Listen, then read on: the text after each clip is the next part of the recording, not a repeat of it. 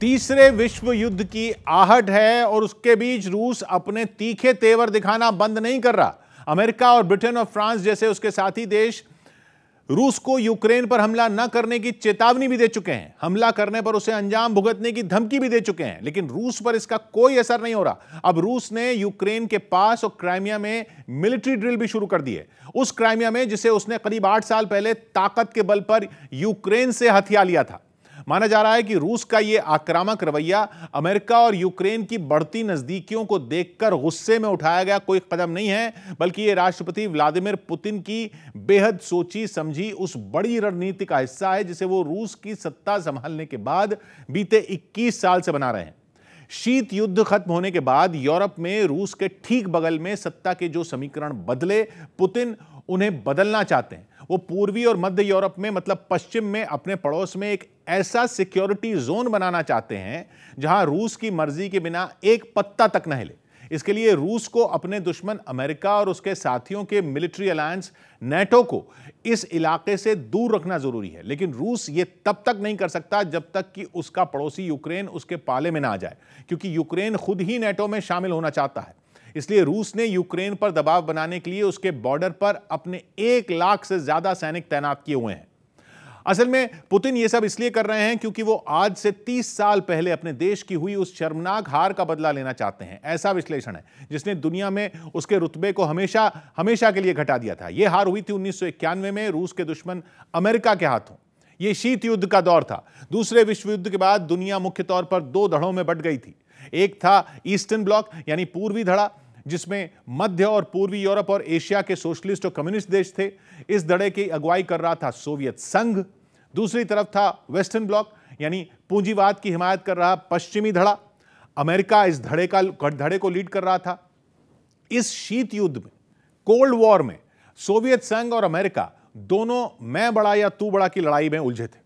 लेकिन 1991 में सोवियत संघ टूट गया, अमेरिका ने उसे हरा दिया और जो दुनिया का सबसे बड़ा देश हुआ करता था सोवियत संघ, उससे Ukraine, Belarus, Estonia, Latvia, Armenia, Tajikistan, Uzbekistan जैसे 15 देश टूटकर अलग हो गए। सोवियत संघ का नक्शे से वजूद मिट गया, मतलब दुनिया की महाशक्ति ही टुकड़े टुकड़े हो गए और उसने अपना रुतबा खो दिया। सोवियत संघ का साम्राज्य इतना बड़ा था कि उससे लड़ना किसी एक देश के बस की बात ही नहीं थी। लेकिन शीत युद्ध की हार ने अमेरिका के सामने उसका कद छोटा कर दिया। इसके बाद अमेरिका ने तेजी से रूस के पड़ोस में अपनी पैठ बनानी शुरू कर दी। यह हुआ नेटो के जरिए।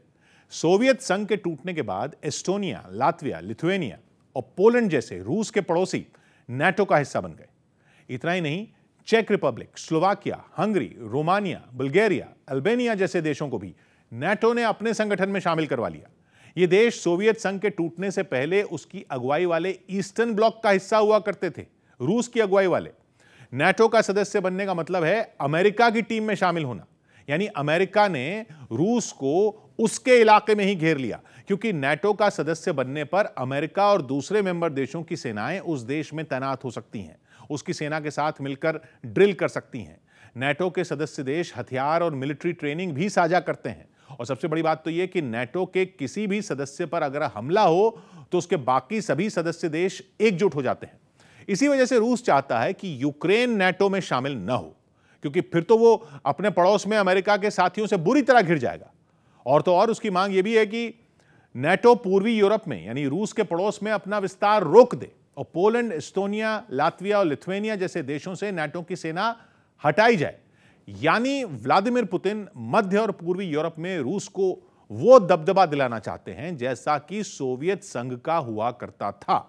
पुतिन का मानना है कि सोवियत संघ का टूटना बीती सदी की सबसे बड़ी तबाही थी, इसलिए वो सोवियत संघ का खोया गौरव रूस को वापस दिलाना चाहते हैं। इसे वो कहते हैं नया रूस, न्यू रशिया। और इस नए रूस को खड़ा करने की तैयारी पुतिन 21 साल से कर रहे हैं। वो लगातार और एकदम प्लान तरीके से अमेरिका से कोल्ड वॉर की, शीत युद्ध की शर्मनाक हार का बदला लेने में जुटे हैं। उसी कड़ी में उन्होंने यूक्रेन को साधने की रणनीति जमीन पर उतारनी शुरू कर दी। लेकिन यूक्रेन ही क्यों, तो रूस और यूक्रेन का इतिहास एक ही है। आज से नहीं, 9वीं सदी से। यूक्रेन 30 साल पहले तक सोवियत संघ का हिस्सा हुआ करता था, इसलिए उसका और रूस का समाज और संस्कृति भी जुड़ी हुई है। यूक्रेन में रूसी भाषा भी बोली जाती है और रूस और यूक्रेन के बहुत से लोगों के पारिवारिक रिश्ते भी हैं। मतलब बात सिर्फ पड़ोसी होने की ही नहीं है। इसी वजह से रूस के राष्ट्रपति व्लादिमीर पुतिन मानते हैं कि रूस के लोग और यूक्रेन के लोग एक ही देश हैं। इतना ही नहीं, वो तो ये तक कह चुके हैं कि यूक्रेन के एक अलग आजाद देश बनने का कोई मतलब ही नहीं बनता। वो मानते हैं यूक्रेन को रूस से अलग करना शीत युद्ध में हुई एक गलती थी और जब गलती थी तो उसे सुधारने के लिए अब उन्होंने एड़ी चोटी का जोर लगा दिया है। मतलब रूस यूक्रेन को अलग देश के तौर पर देखता ही नहीं है, उसे अपना ही हिस्सा मानता है, तो वो उसे नाटो में तो क्यों शामिल होने देगा। इसलिए पुतिन ने उसे नाटो का हिस्सा बनने से रोकने के लिए अपनी पूरी ताकत झोंक दी है।